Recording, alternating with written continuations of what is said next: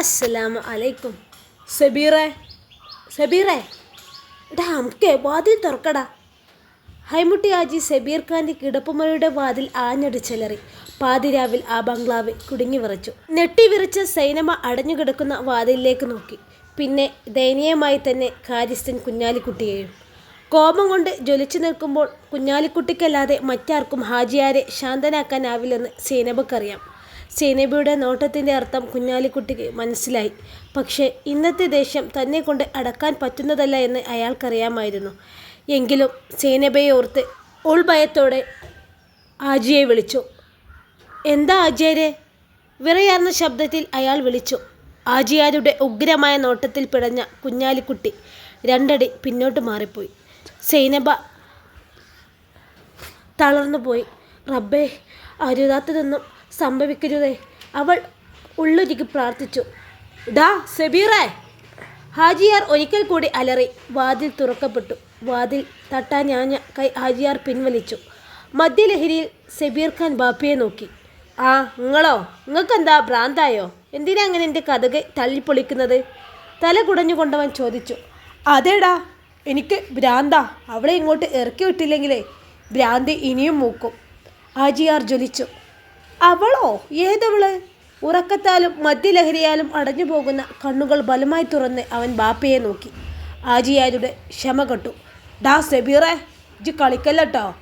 അവള് ഇങ്ങോട്ട് വരുന്നത് ഞാൻ കണ്ടതാ. ഈ അവളെ ഇറക്കി വിടുന്നോ അതോ ഞാൻ പിടിച്ചിറക്കണോ? സബീർ ഖാൻ ഒരിടത്ത് മുന്നോട്ട് വന്നു. അപ്പോഴാണ് അവൻ സൈനബയെയും കുഞ്ഞാലിക്കുട്ടിയെയും കാണുന്നത്. ദേ തള്ളേ, ഇങ്ങേർക്ക് ഭ്രാന്താ. പിടിച്ചുകൊണ്ടുപോയി ഉറക്കാൻ നോക്ക്, ബാക്കിയുള്ളവൻ്റെ ഉറക്കം കളയാതെ. സൈനബയെ നോക്കി അവൻ പറഞ്ഞു. ആജിയാർ തിരിഞ്ഞ് അവളെ ഒന്നുകൂടി നോക്കി. അവൾ പേടിയോടെ മുഖം കുനിച്ചു. ആജിയാരുടെ ആ നോട്ടം വീണ്ടും മകനിലായി. അവൻ ഉറക്കച്ചവളോടെ വാതിലടക്കാൻ നിന്നപ്പോൾ അവനെ വലിച്ചു പുറത്തേക്കിറക്കിയിട്ട് ആജിയാർ അകത്ത് കയറി. പിന്നെ മുറിയാക്കി പരിധി നോക്കി. അതിനുള്ളിൽ ആരുമുണ്ടായിരുന്നില്ല. മൂലയിൽ ചാരി വെച്ചിരുന്ന പായയും ആജിയാർ മാറ്റി നോക്കി. ആരുമില്ലെന്ന് ഉറപ്പായപ്പോൾ പുറത്തേക്കിറങ്ങി. പെട്ടെന്ന് ഓർമ്മ വന്നതുപോലെ വീണ്ടും അകത്തേ കയറി ബാത്റൂം തുറന്നു നോക്കി. അപ്പോഴും നിരാശയായിരുന്നു ഫലം. കാര്യമറിയാതെ സബീർ ഖാനും സൈനബയെയും കുഞ്ഞാലിക്കുട്ടിയെയും നോക്കി. രണ്ടാളും ഒന്നും മിണ്ടിയില്ല. അവൻ്റെ നോട്ടം ബാപ്പയിലേക്ക് തിരിഞ്ഞു. ബാത്റൂമിൻ്റെ വാതിൽ അടച്ച ശേഷം ആജിയാർ കട്ടിലിൻ്റെ കീഴിൽ നോക്കി. അവിടെയും ശൂന്യമായിരുന്നു. പിന്നെ നോട്ടം പതിഞ്ഞത് ജനാലയുടെ കർട്ടനിലാണ്. ജനലിന് മുകളിൽ നിന്നും താഴെ നിലം പറ്റി കിടക്കുന്ന കർട്ടനാണ്. ഫാനിലെ കാറ്റിൽ അത് മെല്ലെ ഇളകുന്നുണ്ട്. സംശയത്തോടെ അതും ആജിയാർ മാറ്റി നോക്കി. അവിടെയും ആരുമുണ്ടായിരുന്നില്ല. ഒന്നിരുത്തി മൂളി ആജിയാർ പുറത്തേക്കിറങ്ങി. ആ എന്തേ, കിട്ടിയില്ലേ? ബാപ്പയുടെ പ്രവൃത്തി ഇഷ്ടപ്പെടാതെ അവൻ പരിഹാസത്തോടെ ചോദിച്ചു. ആ ചോദ്യം അവഗണിച്ച് ഹാജിയാർ ചുറ്റും നോക്കി. അടുക്കളയിലേക്ക് ചേർന്നിരിക്കുന്ന പത്തായത്തിൽ കണ്ണുടുക്കിയത് അപ്പോഴാണ്. നെല്ലും കൊപ്രയുമൊക്കെ ഉണക്കാനിടുന്ന വലിയൊരു തഴപ്പായ അതിനു മുന്നിൽ ചുരുട്ടി വെച്ചിട്ടുണ്ട്. ഹാജിയാർ അതും വലിച്ച് താഴെയിട്ടു. സബീർ അന്തം വിട്ടു നിൽക്കുകയാണ്. അവനെതിരെ മനസ്സിലായില്ല എന്താന്ന് സംഭവമെന്ന്. തൻ്റെ മുറിയിൽ ഏതോ പെണ്ണിനെ തിരിഞ്ഞ ബാപ്പ ഇപ്പോൾ ഈ പാഴയിൽ തപ്പുന്നത് എന്താണെന്ന് എത്ര ആലോചിച്ചിട്ടും അവന് പിടികിട്ടിയതില്ല. അവന് ചിരി വന്നു. നെഞ്ചിന് കുറുകെ കൈകെട്ടി നിന്നവൻ ബാപ്പയുടെ കാട്ടിക്കൂട്ടലുകൾ കണ്ടു നിന്നു. പായ അയച്ചു നോക്കി. അതിനുള്ളിൽ ആരുമില്ലെന്ന് ബോധ്യപ്പെട്ടപ്പോൾ ഹാജിയാർ പത്തായത്തിന് മുകളിൽ കയറി തുറന്നു നോക്കി. ഇങ്ങനെന്താ കൊല പഴുപ്പിക്കാൻ വെച്ചിട്ടുണ്ടോ? അവൻ തിരിഞ്ഞു സൈനബയെ നോക്കി ചോദിച്ചു. ഭയത്തിനിടയിലും പൊന്തി വന്ന ചിരി അവൾ അടക്കി പിടിച്ചു. ഹാജിയാരുടെ പരാക്രമവും സബീറിൻ്റെ ചോദ്യം കൂടിയായപ്പോൾ കുഞ്ഞാലിക്കുട്ടിക്കും ചിരി വന്നു. ഹാജിയാരെ പേടിച്ച് അയാളും മിണ്ടാതെ നിന്നു. ഹാജിയാർ ക്ഷീണിച്ചു തുടങ്ങി. പത്തായത്തിൻ്റെ പുറത്തു നിന്നും താഴെ ഇറങ്ങി ഹാജിയാർ ഒന്ന് കിതച്ചു. സബീർ ചിരിയോടെ ബാപ്പയെ നോക്കി. അല്ല ബാപ്പ, നിങ്ങളെന്താ തപ്പിയത്? പെണ്ണിനെയോ അതോ വല്ല പൂച്ചയോ എലിയാണോ? പത്തായത്തിനകത്ത് വരെ കയറി നോക്കുന്നത് കണ്ട് ചോദിച്ചു പോയതാ. ഹാജിയാർ മകനെ ഒന്ന് സൂക്ഷിച്ചു നോക്കി. അവൻ പൊട്ടിച്ചിരിച്ചുകൊണ്ട് കുഞ്ഞാലിക്കുട്ടിക്ക് നേരെ തിരിഞ്ഞു. കുഞ്ഞാലിക്ക, നിങ്ങൾ പറ, ബാപ്പ ആരെയാണ് അന്വേഷിക്കുന്നത്? എനിക്ക് മനസ്സിലായില്ലല്ലോ. അത് അത് പുതിയ ബീവിയെ. ഹാജിയാരെ ഒന്ന് നോക്കിയിട്ട് മടിച്ച് അയാൾ പറഞ്ഞു. പുതിയ ബീവിയോ? സബീർ ഖാൻ്റെ ചിരി മാഞ്ഞു. അവൻ തിരഞ്ഞ് സൈനബയെ നോക്കി. അവൾ മുഖം കുനിച്ചു. അവൻ അവളുടെ മുന്നിലേക്ക് നീങ്ങി നിന്നു. ഞാൻ കേട്ടത് സത്യമാണോ? ആണോന്ന്? അവൾ മൗനം പാലിച്ചപ്പോൾ അവൻ്റെ ശബ്ദമുയർന്നു. അവൾ അറിയാതെ മുളിപ്പോയി. സബീർ ഖാൻ ബാപ്പയുടെ നേരെ തിരിഞ്ഞു. നിങ്ങൾക്ക് നാണല്ലേ? 70 വയസ്സിനിടയിൽ 3 ഞങ്ങൾ കിട്ടിയില്ലേ? അതും പോരാഞ്ഞിട്ട് നാട് നീളെ നടന്ന് സേവിച്ചിട്ടും നിങ്ങൾക്ക് ആർത്ത് തീർന്നില്ലേ? അവൻ്റെ ചോദ്യം കേട്ട് സൈനബ നെട്ടി. എൻ്റെ ഉമ്മ മയ്യത്തായിൻ്റെ 3-ാം മാസം കെട്ടിയതല്ലേ നിങ്ങളിവരെ? നിങ്ങളെ മോളാവാനുള്ള പ്രായമേ ഉള്ളൂ ഇവർക്ക്. ഉമ്മാൻ്റെ രൂപം മാത്രമല്ല ഈ അനിയത്തിക്ക് ഉമ്മാൻ്റെ സ്വഭാവമഹിമ കൂടെ ഉണ്ടെന്ന് നിങ്ങൾ തന്നെയല്ലേ എന്നോട് പറഞ്ഞിട്ടുള്ളത്. ഇവർക്കില്ലാത്ത എന്ത് പ്രത്യേകതയാണ് പുതിയ ബീവിൽ നിങ്ങൾ കണ്ടത്? അതോ ഇവരുടെ സ്വഭാവം ഇപ്പോൾ മോശമായോ? അല്ല, ഇപ്പോൾ കിട്ടിയതിന് എത്ര പ്രായമുണ്ട്? ഒന്ന് പറയേ. മകളോ അതോ കൊച്ചുമകളോ? സെബീർ പരിഹാസച്ചിരിയോടെ കുഞ്ഞാലിക്കുട്ടിയെ ഒന്ന് നോക്കി. 19. ഹാജിയാരുടെ മുഖത്ത് നോക്കാതെ അയാൾ പറഞ്ഞു. സെബീർ ബാപ്പയുടെ നേരെ തിരിഞ്ഞു. ഓ, അതിത്തിരി കൂടിപ്പോയില്ലോ ബാപ്പ. ഒരു 13-14 മതിയായിരുന്നു.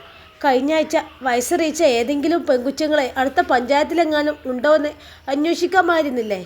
മതി, നീ നിർത്തേ. കിടപ്പോടെ ഹാജിയാർ അലറി. അവൻ പുച്ഛത്തോടെ ബാപ്പയെ നോക്കി. എനിക്ക് എത്ര വയസ്സായി നിങ്ങൾക്ക് അറിയാമോ ബാപ്പ? ഹാജിയാർ ഒന്നും മിണ്ടിയില്ല. 30 MBA-കാരനായിട്ടും ഈ കണ്ട സ്വത്തിൻ്റെ അവകാശിയായിട്ട് നമ്മുടെ സമുദായത്തിൽ ഈ പ്രായത്തിൽ പെണ്ണ് കെട്ടാതെ നിൽക്കുന്നത് ഞാൻ മാത്രമാണ് ഉപ്പ. കാരണം അറിയാമോ? ഹാജിയാർ ഒന്നും മിണ്ടിയില്ല. സെബീർ സൈനബയുടെ നേരെ തിരിഞ്ഞു. ഇങ്ങനെ പേടിച്ചിട്ട് എൻ്റെ കല്യാണം ശരിയാവാതെ. ഇങ്ങനെ പേടിച്ച് ഒരിടത്തു നിന്നും പെണ്ണ് തരില്ല. എൻ്റെ കൂട്ടുകാരുടെ ബന്ധുക്കളിൽ നിന്ന് എത്ര ആലോചനയാണ് വന്നതറിയാമോ? ഒക്കെ എന്നെ കണ്ട് ഇഷ്ടപ്പെട്ടു. പെൺപിള്ളേരെ വീട്ടുകാർ തന്നെ മുന്നോട്ട് വന്നതാ. പക്ഷേ മാളിയേക്ക് ബംഗ്ലാവിലെ അയ്മുട്ടി ഹാജിയുടെ മോനാണെന്ന് അറിയുന്നതോടെ അവരെ മട്ടുമാറും. ആലോചന അവിടെ തീരുമെന്ന് മാത്രമല്ല, പിന്നെ എവിടെയെങ്കിലും വെച്ച് കണ്ട ഭാവം പോലും അവർ നടിക്കില്ല. സൈനബ സങ്കടത്തോടെ അവനെ നോക്കി. കുഞ്ഞാലിക്കുട്ടിക്ക് വിഷമം വന്നു. ഹാജിയാരുടെ കണ്ണുകൾ പക്ഷേ 19-കാരിയായ തൻ്റെ പുതിയ ബീവിയെ തിരയുകയായിരുന്നു. സെബീർ വീണ്ടും തുടർന്നു. പിന്നെ നിങ്ങൾ ചോദിച്ചില്ലേ ബാപ്പയുടെ ഈ സ്വഭാവം കാരണം ഇങ്ങനെ കുടിച്ച് സ്വയം നശിക്കണമെന്ന്? ദേഷ്യമല്ല, എനിക്ക് സങ്കടമാണ്. ബാപ്പയുടെ സ്വഭാവം കാരണം കൂട്ടുകാർക്ക് മുന്നിൽ പോലും നാണം കെടേണ്ടി വരുന്നതിൻ്റെ സങ്കടം തീർക്കാനാ. സൈനബയുടെ കണ്ണുകൾ അവൻ പറഞ്ഞ വാക്കുകൾ കേട്ട് നിറഞ്ഞു. അവൻ നോട്ടം നോറ്റി കുഞ്ഞാലിക്കുട്ടിയെ നോക്കി.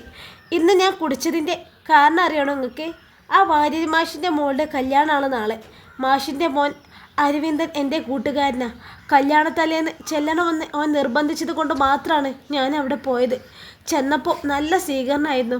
അല്പനേരം കഴിഞ്ഞപ്പോഴാണ് മാഷിൻ്റെ പെങ്ങളെ ഒരാളെന്നെ പരിചയപ്പെടുന്നത്. വീട് എവിടെയാണെന്ന് ചോദിച്ചപ്പോൾ തൈക്കാവിനടുത്താണെന്ന് ഞാൻ പറഞ്ഞു. അവർ ഈ നാട്ടുകാരിയല്ലേ, തൈക്കാവും പരിസരമൊക്കെ അവർക്ക് നന്നായിട്ട് അറിയാം. വീട് ഏതെന്നായി പിന്നത്തെ ചോദ്യം. 4 ആൾക്ക് മുന്നിൽ ഒരിക്കൽ കൂടി നാണം കെടാൻ പോവുകയാണെന്ന് എനിക്ക് മനസ്സിലായി. എങ്കിലും ഞാൻ വീട്ടുപേര് പറഞ്ഞു. ബാപ്പയുടെ പേര് പറയാൻ നിൽക്കുമ്പോൾ അവരുടെ മുഖഭാവം മാറിയിരുന്നു. അയ്മുട്ടി ഹാജിയുടെ മകനാണെന്ന് പറഞ്ഞപ്പോഴേ പിന്നെ ഒന്നും നോക്കാതെ അവർ അരവിന്ദനെയും കൂട്ടി പെരക്കകത്തേക്ക് കയറിപ്പോയി. എന്നെ എത്രയും പെട്ടെന്ന് ഇവിടുന്ന് പറഞ്ഞു വിടണമെന്ന് പറഞ്ഞു. ഓനോട് പറയുന്നത് ഞാൻ മാത്രമല്ല കേട്ടത്, പന്തലിലിരുന്ന് എല്ലാവരും കേൾക്കുന്നുണ്ടായിരുന്നു. എന്തിനാ പറഞ്ഞു വിടുന്നതെന്ന് അവൻ ചോദിച്ചപ്പോൾ അവർ പറയാ, അവിടെ ഇപ്പോൾ ഒരുപാട് പെൺകുട്ടികളുണ്ടത്രേ. ബാപ്പയെപ്പോലെ ഞാനും അതിലൊന്നിനെ കയറി പിടിക്കില്ലെന്ന് ആര് കണ്ടുവെന്ന്. ഞാൻ അത്തരക്കാരനല്ല എന്ന് അവരും മാഷും പറഞ്ഞപ്പോഴും അവരെന്താ പറഞ്ഞത് അറിയോ? മത്തം കുത്തിയാൽ കുമ്പളം മുളക്കില്ലെന്ന്. പിന്നെ ഞാൻ അവിടെ നിന്നില്ല. എന്നെ നോക്കുന്ന കണ്ണുകളിലെ പരിഹാസവും വെറുപ്പും ഒക്കെ ഞാൻ അറിയുന്നുണ്ടായിരുന്നു. ഒരു ഫുൾ ബോട്ടിൽ വെള്ളം പോലും ചേർക്കാതെ കുടിച്ചിട്ടും മാറിയിട്ടില്ല എൻ്റെ സങ്കടം. ബോധം കെട്ടുന്ന ഉറങ്ങാമെന്ന് വെച്ചാൽ അതിനും ഈ തന്ത സമ്മതിക്കില്ല. അവൻ്റെ വാക്കുകളിൽ സങ്കടവും നിരാശയും കലർന്നിരുന്നു. കുഞ്ഞാലിക്കുട്ടി വിഷമത്തോടെ സൈനബയെ നോക്കി. ആ കണ്ണുകൾ നിറഞ്ഞൊഴുകയാണ്. അയാൾ നോട്ടം മാറ്റി. സെബീർ ഖാൻ ദേഷ്യത്തോടെ ബാപ്പയെ നോക്കി. കാണാതായ ബീവിയെപ്പറ്റി ചിന്തിച്ചാണ് നിൽപ്പെന്ന് മനസ്സിലായി. മോന് കല്യാണപ്രായമായിട്ടും അതിനെപ്പറ്റി ചിന്തിക്കാതെ 19-കാരിയെ കെട്ടിക്കൊണ്ട് വന്നിരിക്കുന്നു. പറഞ്ഞിട്ട് കാര്യമില്ലല്ലോ. വല്ലാത്തൊരവസ്ഥ. ഒരു ഗതിയും പരഗതി ഇല്ലാതെ കിടത്തിണ്ണയിൽ കിടക്കുന്നവർക്ക് പോലും തരില്ല ആജിയുടെ മോനൊരു പെണ്ണ്. കാരണം കെട്ടിച്ചു തന്നാൽ കൂടെ കഴിഞ്ഞത് ബാപ്പയാണോ മോനാണോ എന്ന് പറയാൻ പറ്റില്ലല്ലോ. നിർത്തടാ! ഹാജിയാർ അലറി. സൈനബ നെട്ടി വിറച്ചു. കുഞ്ഞാലിക്കുട്ടിയും ഭയത്തോടെ ഹാജിയാരെ നോക്കി. സെബീർ ഖാൻ പക്ഷേ കുലുങ്ങിയില്ല. നിങ്ങൾ എൻ്റെ ബാപ്പ തന്നെയല്ലേ? അവൻ്റെ ചോദ്യം കേട്ട് ഹാജിയാരുടെ നോട്ടം ഒരു നിമിഷം സൈനബയിലുടക്കി. നിർത്താനല്ലേ നിന്നോട് പറഞ്ഞത്? ഹാജിയാർ കൈവീശടിച്ചു. അവൻ വേച്ചുപോയി. അടികൊണ്ട കവിൾ പൊത്തിപ്പിടിച്ച് ബാപ്പയെ രൂക്ഷമായി നോക്കി. ഹാജിയാർ മകനെയും കുഞ്ഞാലിക്കുട്ടി സൈനബയും നെട്ടിപ്പകച്ചു നിന്നു. ദേഷ്യപ്പെട്ട് നിൽക്കുകയാണെങ്കിലും ഹാജിയാർ സബീറിനെ അടിക്കുമെന്നവർ കരുതിയില്ല. ബാപ്പയുടെ നേരെയുള്ള അവൻ്റെ നോട്ടം കണ്ട് രണ്ടുപേരും ഭയന്നു. ബാപ്പ കാരണം ഒരുപാട് പേർക്ക് മുന്നിൽ നാണം കെട്ടിട്ട് വന്നതാണ്. മദ്യലഹരിയിൽ സ്വബോധമില്ലാതെ നിൽക്കുകയാണ്. പോരാത്തതിന് ബാപ്പ നാലാമത് കെട്ടിയതിൻ്റെ കലിയുണ്ട്. അവൻ ബാപ്പയെ തിരിച്ചു തലമോ എന്ന് പോലും രണ്ടുപേർക്കും സംശയം തോന്നിപ്പോയി. 10 വർഷം മുമ്പ് ഇതുപോലൊരു രാത്രി കൂട്ടുകാരുടെ പരിഹാസം സഹിക്കാതെ മദ്യപിച്ച് വന്ന സബീറിനെ ബാപ്പ തല്ലിയതാണ്. ആദ്യത്തെ അടി പ്രതീക്ഷിക്കാത്ത നേരത്ത് ആയതുകൊണ്ട് കൊള്ളേണ്ടി വന്നു. രണ്ടാമതും ബാപ്പ കൈ ഓങ്ങിയപ്പോൾ അവൻ ആ കൈ തടഞ്ഞു. ആദ്യം സ്വയം നന്നാവ്, പിന്നെ മതി ബാക്കിയുള്ളവരെ നന്നാക്കാൻ ശ്രമിക്കുന്നത്. എരിയുന്ന കണ്ണുകളോടെ അവൻ അങ്ങനെ പറഞ്ഞപ്പോൾ അയാളുടെ മുഖം വിളറിപ്പോയി. പിന്നെ ഇന്നോളം അയാൾ അവനെ ശ്വാസിക്കാനോ ഉപദേശിക്കാനോ മുതിർന്നിട്ടില്ല. പകരം ആ ഉത്തരവാദിത്വം അവൻ്റെ കുഞ്ഞു പെങ്ങളായ സാഹിറയെ ഏൽപ്പിച്ചു.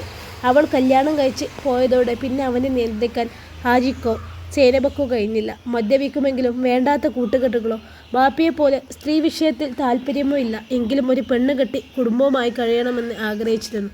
പക്ഷേ ബാപ്പയുടെ ചീത്തപ്പേര് വില്ലനായി വന്ന കല്യാണാലോചനകളെല്ലാം മുടക്കി. അതോടെ കുടുംബബന്ധം എന്ന സ്വപ്നം താൽക്കാലത്തേക്കെങ്കിലും ഉപേക്ഷിക്കേണ്ടി വന്നു. ഇപ്പോൾ ശ്രദ്ധ ബിസിനസ്സിൽ മാത്രമാണ്. ഉപ്പൂപ്പ അലിയാരി കുഞ്ഞിന് തടിമല്ലും കൂപ്പും മാത്രമേ ഉണ്ടായിരുന്നുള്ളൂ. ഹാജിയാരുടെ മേൽനോട്ടത്തിൽ ആയതിനു ശേഷമാണ് തുണിക്കടയും പലചരക്ക് കടയും സ്വർണ്ണക്കടയും ബേക്കറിയും എല്ലാം ബിസിനസ്സിലെ ഭാഗമാവുന്നത്. MBA പഠനശേഷം സബീർ ഖാൻ ഉത്തരവാദിത്തം ഏറ്റെടുത്തതോടെയാണ് മാളിയേക്കൽ ഗ്രൂപ്പ് ഓഫ് ഇൻഡസ്ട്രീസ് എന്ന പേരിൽ എല്ലാം ഏകോപിപ്പിക്കുന്നത്. 3-4 വർഷം മുമ്പ് വരെ ഹാജിയാർ എന്നും ഓഫീസിൽ വരുമായിരുന്നു.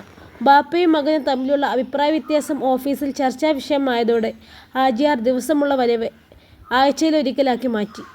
പിന്നെ അത് മാസത്തിലൊരിക്കലായി. ഇപ്പോൾ 1 വർഷമായി അദ്ദേഹം ഓഫീസിലേക്ക് പോയിട്ട്. എല്ലാം നോക്കി നടത്താൻ സബീർ ഖാന് കഴിയുമെന്നൊരു വിശ്വാസവും അതിന് കൂട്ടായി. അവനൊപ്പം കുഞ്ഞാലിക്കുട്ടിയുടെ മകൻ അമീർ ഖാനും ചേർന്നതോടെ ഇനി തൻ്റെ ആവശ്യം ഓഫീസിലില്ലെന്ന് ഹാജിയാർക്ക് മനസ്സിലായി.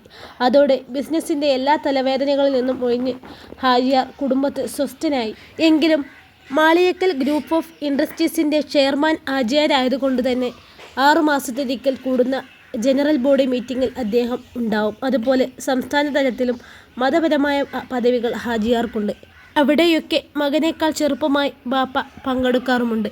ബാപ്പക്കും മകനുമിടയിലെ മീഡിയേറ്റർ അമീർ ഖാൻ ആണ്.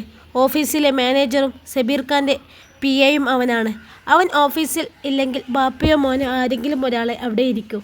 ഇല്ലെങ്കിൽ ഏത് നിമിഷവും ഒരു വാക്കേറ്റം പ്രതീക്ഷിക്കാം. അതുകൊണ്ടാണ് അമീർ ഇല്ലാത്ത ദിവസമാണ് ബാപ്പ വരുന്നതെങ്കിൽ സബീർ ഓഫീസിൽ നിന്ന് ഇറങ്ങി ഏതെങ്കിലും ഷോപ്പിലേക്ക് പോകും.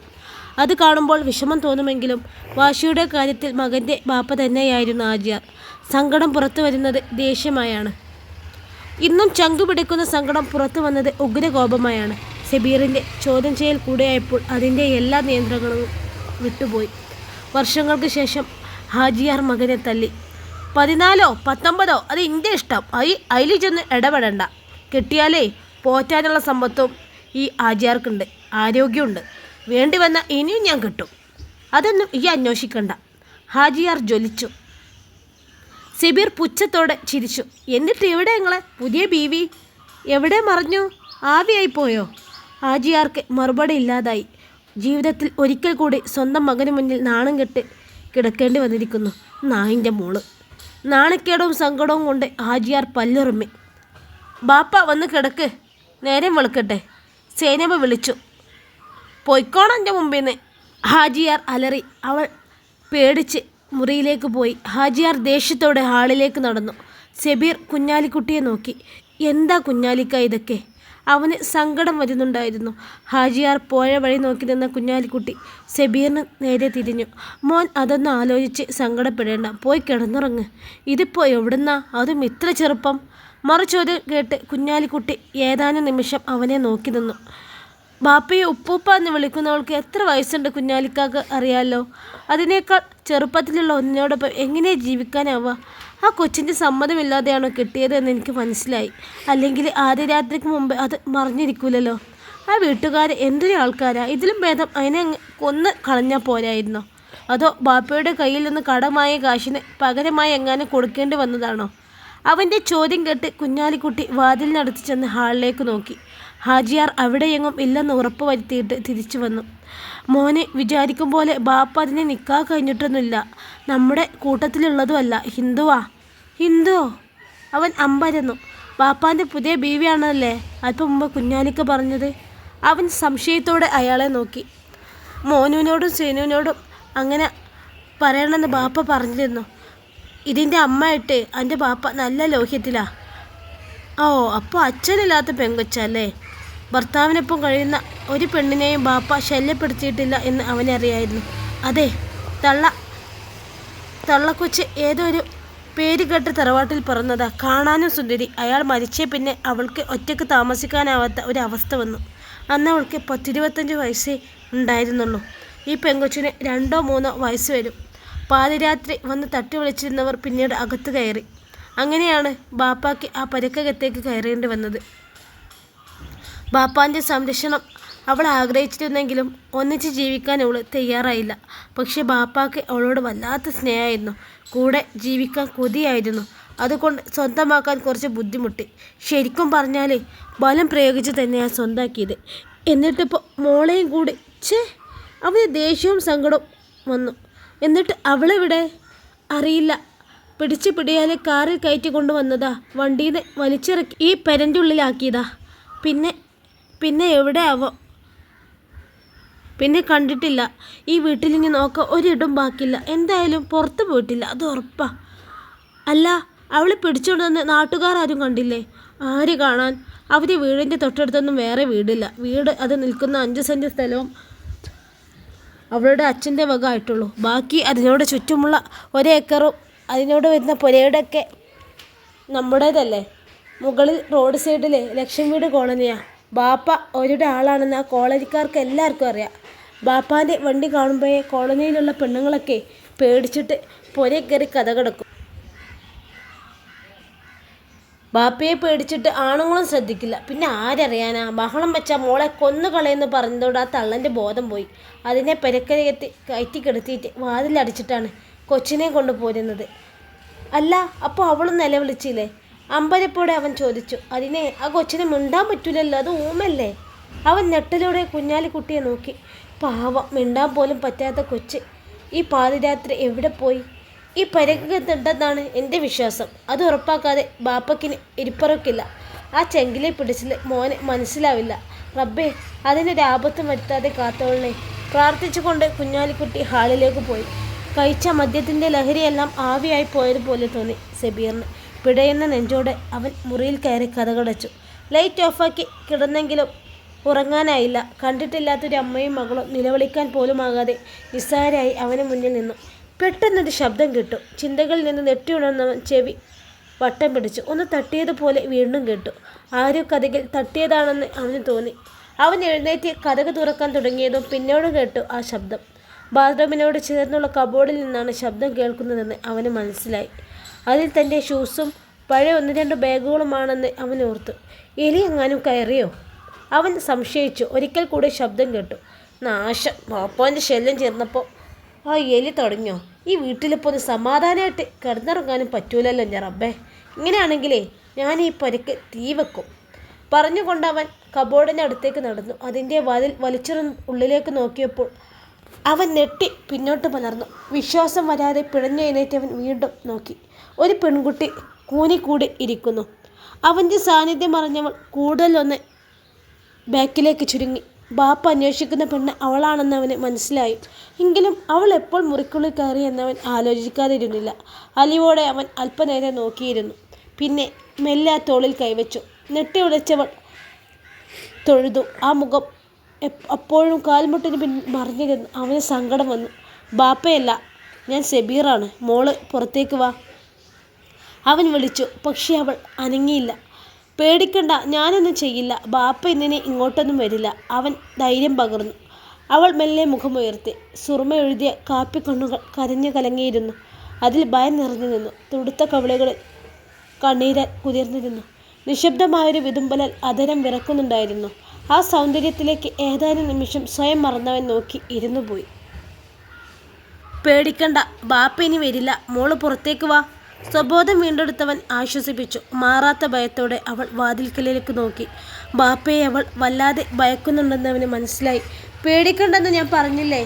വന്നാലും എൻ്റെ മുന്നിൽ വെച്ച് ബാപ്പ നിന്നെ ഒന്നും ചെയ്യൂല. അതിനുള്ള ധൈര്യമൊന്നും അമ്മൂട്ടി ഹാജിയാർക്കില്ല. ഉറച്ച സ്വരത്തിൽ അവൻ പറഞ്ഞപ്പോൾ അവളുടെ നോട്ടം അവനിലായി. നോക്കിയിരിക്കെ ആ മെഴുകൽ നിറഞ്ഞു തുളുമ്പി. അലിവോടെ അവൻ അവളെ ആശ്വസിപ്പിച്ചു. കരയണ്ട മോള്, ഇതിനകത്ത് കൂനിപ്പിടിച്ചിരിക്കാതെ ഇറങ്ങി വാ. പതിയെ പതിയെ വാ. തല അവിടെ തട്ടണ്ട. അവനവളെ പുറത്തിറങ്ങാൻ സഹായിച്ചു. എന്നിട്ട് കട്ടിലിൽ ഇരിക്കാൻ പറഞ്ഞു. നിശബ്ദമായ തേങ്ങലിൽ ആ ഉടൽ വിറയ്ക്കുന്നുണ്ടായിരുന്നു. എന്തു പറഞ്ഞ് ആശ്വസിപ്പിക്കണമെന്നറിയാതെ അവൻ നിന്നുപോയി. ആ സങ്കടം അവന് മനസ്സിലാവുന്നുണ്ടായിരുന്നു. ബോധം കെട്ടി വീണ് കിടക്കുന്ന അമ്മയെ കണ്ടുകൊണ്ടാണ് അവൾ ബാപ്പയോടൊപ്പം വന്നത്. ആ അമ്മയുടെ അവസ്ഥ എന്തായി എന്നറിയാതെ ഈ കണ്ണീർ തോരില്ല. ഉറക്കം വരുന്നുണ്ടെങ്കിൽ ഈ കട്ടിലിൽ കിടന്നോളൂ, അവൻ പറഞ്ഞു. അവൾ അനങ്ങിയില്ല. എന്താ മോളുടെ പേര്? അവൻ വീണ്ടും ചോദിച്ചു. അവളത് കേട്ടതായി പോലും തോന്നിയില്ല. അവൻ അവളുടെ തോളിൽ കൈവച്ചു. അവൾ നെട്ടിപ്പിടിഞ്ഞെണീറ്റ് പേടിയോടെ അവനെ നോക്കി. അവനും ഒന്ന് നെട്ടി. പേടിക്കണ്ട, കിടന്നോളൂ, പുഞ്ചിരിയോടെ അവൾ പറഞ്ഞു. വേണ്ട എന്നവൾ ശിരസിളക്കി. എന്താ മോളുടെ പേര്? ആ ചോദ്യത്തിന് മിണ്ടാൻ പറ്റില്ലെന്നവൾ ആംഗ്യം കാട്ടി. അവൾ ഊമയാണെന്ന് അല്പം മുമ്പ് കുഞ്ഞാലിക്കുട്ടി പറഞ്ഞത് അവന് ഓർമ്മ വന്നു. അവൻ മേശപ്പുറത്തിരുന്ന ബുക്കും പേനയും എടുത്ത് അവൾക്ക് നേരെ നീട്ടി. അവൾ മടിച്ചു നിന്നു. പേടിക്കണ്ടെന്ന് പറഞ്ഞില്ലേ? ബാപ്പിയുടെ കണ്ണിൽപ്പെടാതെ ഞാൻ നോക്കിക്കോളാം. നേരെ ഒന്ന് വെളുത്തോട്ടിട്ടോ. മോളുടെ വീട്ടിൽ ചെന്ന് ഞാൻ അന്വേഷിക്കാം. ബാപ്പ എന്തിനു വേണ്ടിയാണ് നിന്നെ ബീവി എന്ന് ഞങ്ങൾക്ക് പരിചയപ്പെടുത്തിയെന്ന് അറിയണം. അതുവരെ മോള് ഇവിടെ തന്നെ നിൽക്കുന്നതാ സേഫ്. മോളുടെ അമ്മയോട് ഞാൻ സംസാരിച്ചോളാട്ടോ.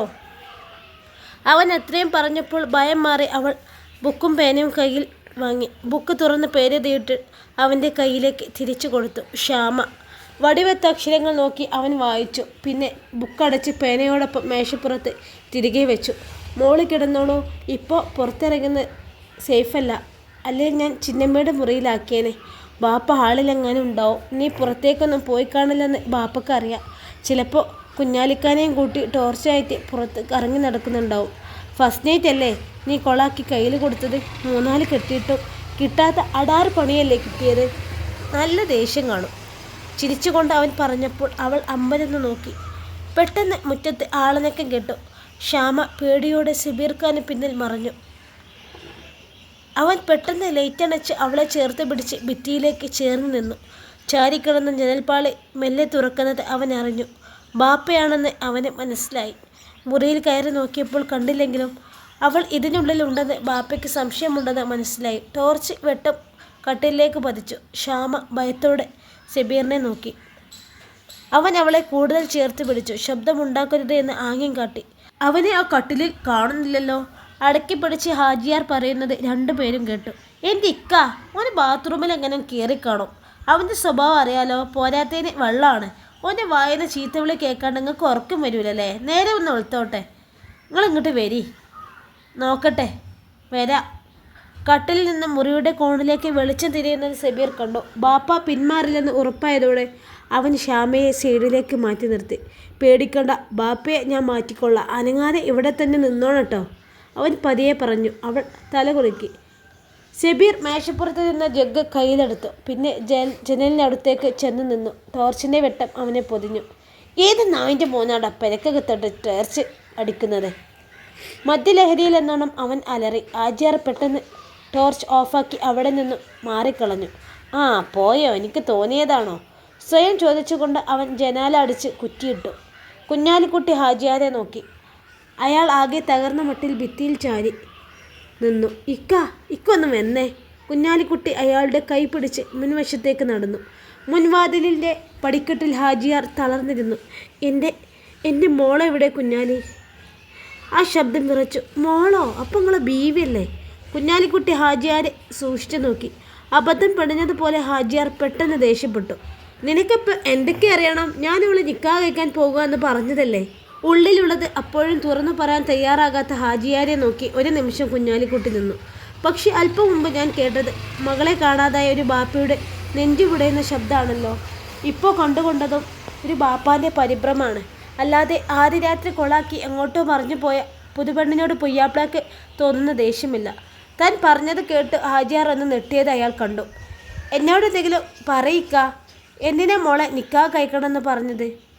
ചോദ്യം കേട്ട് ഹാജിയാർ ദേഷ്യത്തോടെ അയാളെ നോക്കി. എനിക്ക് അവളെ വേണം എന്ന് തോന്നി, അത്ര തന്നെ. അവളെ ഞാൻ കിട്ടിയാൽ മാനടിഞ്ഞ് പരമണ്ടൽ വീഴുന്നുണ്ടെങ്കിലേ അങ്ങനെ ഉണ്ട് വീയട്ടെ. കുഞ്ഞാലിക്കുട്ടിയുടെ ചുണ്ടിൽ ഒരു പുച്ഛച്ചിരി വിടുന്നു. ഇക്ക, കിട്ടിയ താലിയും കഴുത്തിലിട്ട് ഈ ഒരു പെങ്കൊച്ച് ഈ വീട്ടിൽ കഴിയാൻ തുടങ്ങിയിട്ട് വർഷങ്ങൾ കുറേയായി. അതിനെ കൂട്ടുകൊണ്ടുവന്നതാണോ ഇപ്പോൾ ഇതിനെ? ഹാജിയാർ നെട്ടലോടെ അയാളെ തുറിച്ചു നോക്കി. പിന്നെ ഒന്നും മിണ്ടാതെ എഴുന്നേറ്റ് മുറിയിലേക്ക് പോയി. കുഞ്ഞാലിക്കുട്ടി ആ പോക്ക് നോക്കി നിന്നു. ലൈല! നെഞ്ചുപൊട്ടിയുള്ള നിലവിയുടെ നേർത്ത ശബ്ദം അടഞ്ഞു കിടക്കുന്ന മുറിക്കുള്ളിൽ നിന്ന് അയാൾ കേട്ടു. നിറഞ്ഞുപോയ കണ്ണുകൾ തുടച്ച് അയാൾ മുൻവാതിൽ ചേർത്ത് അടച്ച ശേഷം സ്വന്തം വീട്ടിലേക്ക് നടന്നു. ഇത്ര സമയം സബീർ ഖാൻ്റെ പ്രകടനം കണ്ട് അമ്പരന്ന് നിൽക്കുകയായിരുന്നു ശ്യാമ. ജനൽ അടച്ച് കുറ്റിയിട്ട ശേഷം അവൻ 0 ബൾബ് ഇട്ടു. അതിൻ്റെ വെളിച്ചത്തിൽ പരസ്പരം കാണാമെന്നായി. ശ്യാമ അവനെ തന്നെ നോക്കി നിൽക്കുകയാണ്. താൻ വെള്ളമടിച്ച് ഫിറ്റായി നിൽക്കുകയാണോ എന്ന സംശയത്തിലാണ് അവൾ എന്നവന് മനസ്സിലായി. വയറ് നിറയെ വെള്ളം പോലും ചേർക്കാത്ത മദ്യമാണെങ്കിലും അതിൻ്റെ ലഹരി ഒട്ടും തന്നിലില്ലെന്ന് അവൾ തിരിച്ചറിഞ്ഞു. ബാപ്പയെ ഒടിക്കാനേ ഇതന്നെയുള്ളൂ പോംവഴി. പേടിച്ചു പോയോ? ചിരിച്ചുകൊണ്ട് അവൻ ചോദിച്ചപ്പോൾ നുണക്കൈ ചന്തത്തിൽ ഒരു പുഞ്ചിരി ആ മുഖത്ത് വിടർന്നു. പതറിപ്പോകുന്ന മനസ്സിനെ പിടിച്ചു നിർത്തി അവൻ നോട്ടം മാറ്റി. കിടന്നോളൂ. ജഗ്ഗെ മേശപ്പുറത്ത് വെച്ചുകൊണ്ട് അവൻ പറഞ്ഞു. എന്നിട്ട് അവളെ ഒന്ന് നോക്കി. അവൾ മുറിയുടെ മൂലയിൽ ചാരി വെച്ചിരിക്കുന്ന പായ നോക്കിയിട്ട് കൈപ്പത്തി കവളിൽ ചേർത്ത് തല ചിരിച്ച് അവനെ നോക്കി ആംഗ്യം കാട്ടിയപ്പോൾ അവന് മനസ്സിലായി. ഞാൻ പായയിൽ കിടന്നോളാം. അവൻ സമ്മതിച്ചു. അവൾ അത് വിരിച്ച് അതിൽ കിടന്നു. സബീർ അലമാരിയിൽ നിന്നൊരു പുതപ്പെടുത്ത് അവൾക്ക് കൊടുത്തു. അവൾ പുഞ്ചിരിച്ചു. ആ പുഞ്ചിരിയിൽ തന്നിലുള്ള വിശ്വാസം അവൻ കണ്ടു. ഉറങ്ങിക്കോളൂ. അവൾ മെല്ലെ കണ്ണുകളടച്ചു. അവനും കട്ടിലിൽ ചെന്ന് കിടന്നു. പക്ഷെ ഉറങ്ങാനായില്ല. പെണ്ണുപിടയനായ തൻ്റെ ബാപ്പയുടെ കയ്യിൽ അകപ്പെട്ട ഏക മകളെ ഓർത്ത് നെഞ്ചു പൊട്ടിക്കരയുന്ന ഒരമ്മ അവൻ്റെ ഉറക്കം നഷ്ടപ്പെടുത്തി. എപ്പോഴാണ് ഉറങ്ങിയത് എന്നറിയില്ല. ആരോ കുലുക്കി വിളിക്കും പോലെയാണ് തോന്നിയത്. കഴിഞ്ഞ രാത്രി ഓർമ്മയിലെത്താൻ ഏതാനും നിമിഷം വേണ്ടിവന്നു. പേടിച്ചിട്ടുണ്ട മുഖത്തോടെ നിൽക്കുന്ന ക്ഷാമയെ അപ്പോഴാണ് അവൻ കണ്ടത്. അവൻ ചാടി എഴുന്നേറ്റു. എന്താ? പരിഭ്രമത്തോടെ അവൻ ചോദിച്ചതും പെട്ടെന്ന് അവൾ അവൻ്റെ വാ പൊത്തിപ്പിടിച്ചു വാതിൽക്കലേക്ക് നോക്കി. അവനൊന്നും ശ്രദ്ധിച്ചു. ആ, ഓനെന്താ ഇതുവരെ എണീക്കാത്തെ? ബാപ്പയുടെ ചോദ്യം കേട്ട്. വെള്ളമടിച്ച് കിടന്നതല്ലേ, പോരാത്തതിന് പാതിരാത്രി വിളിച്ചു നിർത്തി ഉറക്കവും കളഞ്ഞതല്ലേ. കുഞ്ഞാലിക്കുട്ടിയുടെ മറുപടിയും കേട്ടു. അവൻ ശ്യാമയെ നോക്കി പേടിച്ചിരണ്ട് നിൽക്കുകയാണ്. പേടിക്കണ്ട, ബാപ്പ കണ്ടാലല്ലേ പ്രശ്നമുള്ളൂ. ഒരു വഴിയുണ്ട്. അത് പറഞ്ഞിട്ട് അവൻ മുറിയുടെ മൂലയിൽ ചാരി വെച്ചിരുന്ന നീളമുള്ളൊരു കമ്പി കയ്യിലെടുത്തു. പിന്നീട് വാതിലിന് അടുത്തായി മച്ചിലേക്ക് നോക്കി. അവിടെ ഒരു കൊളുത്ത് ശ്യാമയും കണ്ടു. അവൻ ആ കൊളുത്ത് താഴേക്ക് വലിച്ചു. ചതുരാകൃതിയിൽ വാതിൽ തുറന്നു. ഒപ്പം ഒരു ഏണിയും. അവൾ അമ്പതെന്ന് നോക്കി. സബീർ കമ്പി താഴെ വെച്ച ശേഷം ഏണി വഴി മുകളിലേക്ക് കയറി. തട്ടിൻപുറത്ത് കയറി ഇരുന്നിട്ടവൻ ശ്യാമയെ നോക്കി. വാ, കയറി വാ. അവൻ വിളിച്ചപ്പോൾ അവളും കയറി ചെന്നു. മുകളിലേക്ക് കയറാൻ അവൻ സഹായിച്ചു. അവിടെ നല്ല വെളിച്ചമുണ്ടായിരുന്നു. ഓടിൻ്റെ കൂടെ 1-2 ഗ്ലാസ് ഇട്ടിരിക്കുന്നതിനാൽ സൂര്യപ്രകാശം അകത്ത് വരുന്നുണ്ട്. ഇതെൻ്റെ റീഡിംഗ് റൂമാണ്. എങ്ങനെയുണ്ട്? അവൻ ശ്യാമയെ നോക്കി ചോദിച്ചു. അവൾ ചുറ്റൊന്ന് നോക്കി. ഒരു പൊടി പോലും ഇല്ലാതെ വൃത്തിയാക്കി ഇട്ടിരിക്കുകയാണ്. വെളിച്ചം കിട്ടുന്നിടത്ത് ഒരു പായും തലയണും കുറേ പുസ്തകങ്ങളും ഒരു ടേപ്പ് റെക്കോർഡും വെച്ചിട്ടുണ്ട്. മൂലയ്ക്ക് മാറി വലിയ 3 ഭജനകൾ വച്ചിട്ടുണ്ട്. കൊള്ളാം എന്ന അർത്ഥത്തിൽ പുഞ്ചിരിയോടെ അവൾ തല കുണിക്കി. ഞാനേ ഓഫീസിൽ പോയാൽ ഇവിടെ ഇരുന്നോണം. ശബ്ദമൊന്നും ഉണ്ടാക്കരുത്. ആരെങ്കിലും ഇത് തുറന്നു നോക്കിയാൽ ആ ചീനഭജനയ്ക്ക് പിന്നിലേ മറിഞ്ഞിരുന്നാൽ മതി ട്ടോ, അവൻ പറഞ്ഞു. അവൾ തല കുലുക്കി. പിന്നെ ഒരു നിമിഷം ആലോചിച്ച് നിന്നിട്ട് സ്വന്തം കൈത്തണ്ടയിൽ തൊട്ട് ആംഗ്യത്തിൽ തിരക്കിയത് അവന് മനസ്സിലായി. എപ്പോൾ പോകും? ആ, ഞാൻ 9 മണിക്ക് ദിവസം പോകുന്നത്. ഇന്നും ആ നേരത്തെ തന്നെ ഇറങ്ങിയില്ലെങ്കിൽ പ്രശ്നമാവും. ബാപ്പ സംശയിക്കും. എപ്പോൾ വരും? അവൾ വീണ്ടും തിരക്കി. രാത്രി 10 മണിയാവും. അവൻ്റെ മറുപടി കേട്ട് അവൾ അമ്പതിന്ന് നോക്കി. പിന്നെ എന്തോ ആംഗ്യം കാട്ടി. അത് മനസ്സിലായില്ലെങ്കിലും ഇത്രയും നേരം എങ്ങനെ ഇതിനകത്ത് ഇരിക്കുമെന്നായിരുന്നു അവൻ ഊഹിച്ചു. അത് ആലോചിച്ചപ്പോൾ അവനും ഒരു ഉത്തരം കിട്ടിയില്ല. ഇൻഷാ അല്ലാഹ് ഈ കഥയുടെ ബാക്കി ഭാഗവുമായി നാളെ കാണാം. എല്ലാവരും സപ്പോർട്ട് ചെയ്യണേ. അസ്സലാമു അലൈക്കും.